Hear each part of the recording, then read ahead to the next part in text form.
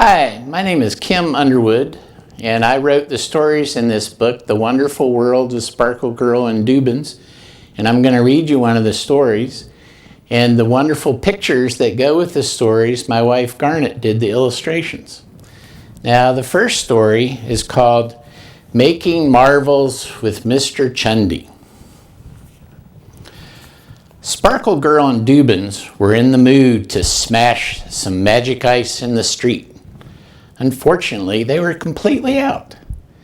"Hey, Mom, is it okay if Dubins and I go over to Mr. Chundy's Magic Mart to get some more magic ice?" asked Sparkle Girl. "Sure," said Garnet.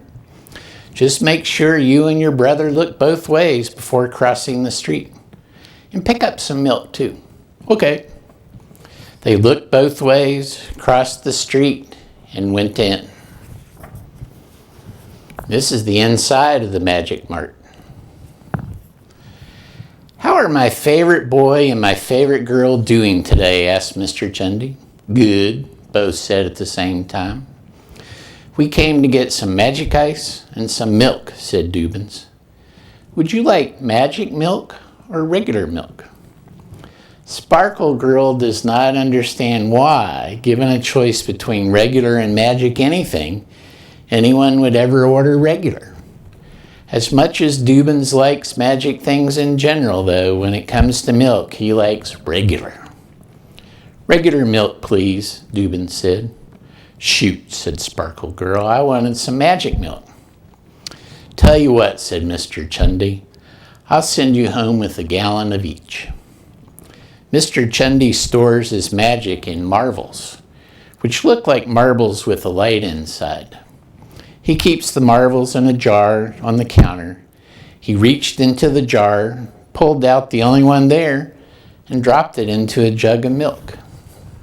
And again, there's the store. Oh, it's taken me a minute there. Okay. And then we're going to talk about the pictures here. The magic in marvels is unpredictable.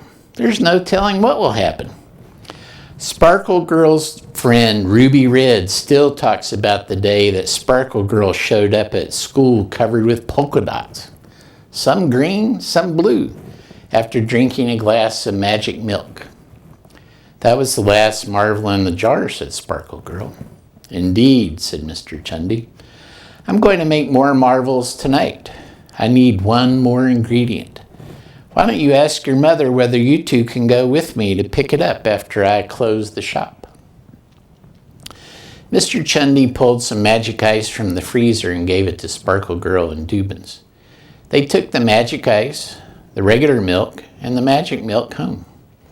After Garnet gave them permission to go with Mr. Chundy, they each picked out a piece of magic ice, took it to the curb, and smashed it on the street. When Sparkle Girl's ice smashed, 8 tiny ballerinas appeared. They danced in a circle for a minute or two before gradually dissolving.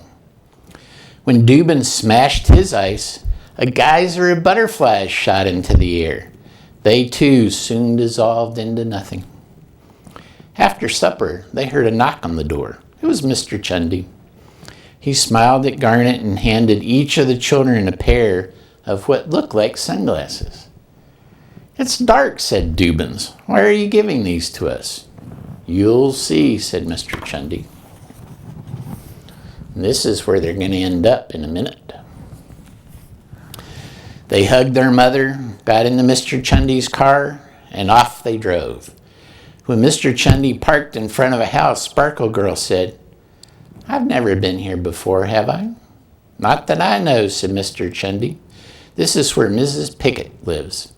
Every Saturday, she spends all day getting ready for the Sunday dinner she serves to her children and grandchildren and everyone else they bring. The whole time she is fixing the apple pies and the stuffing and the green beans, she is thinking about how much she loves her family." "That's very nice," said Sparkle Girl. "But what does that have to do with making marvels?" "Put on your special glasses," said Mr. Chundy. When they did, they could see something that they hadn't seen before. It looked like liquid light swirling out of the windows and shooting into the sky. "What's that?" asked Dubins. "That's Mrs. Pickett's love for her family," Mr. Chundy said. "Love is the final and most important ingredient for making marvels." "Do you always get your final ingredient from Mrs. Pickett?" asked Sparkle Girl. "Not at all. The light that you can see with the special glasses swirls off everyone when they think about how much they love their family. We're just getting it from Mrs. Pickett this time." From the trunk, he fished out 3 nets. He gave one to each of the children and kept one for himself. "Let's go," he said. The net scooped up the liquid light quite nicely. When a net was full, they emptied it into a clear box in the trunk. When the box was full, Mr. Chundy had them take off their glasses. Once again, the house looked like an ordinary house on an ordinary street. And now we're almost to the end. On the way home, Dubins asked if they could stop for chocolate milk. "Sure," said Mr. Chundy. "You know, Mr. Chundy," Sparkle Girl said, "when I looked at you with the glasses on, I could see that light swirling off of you too." "I'm sure you did, sweetie," he said. "What kind of treat were you thinking about?" "Maybe some lemonade." "That sounds refreshing." "Yeah," said Sparkle Girl, "making marvels is thirsty work." "Indeed," said Mr. Chundy. The end of this story. Thank you.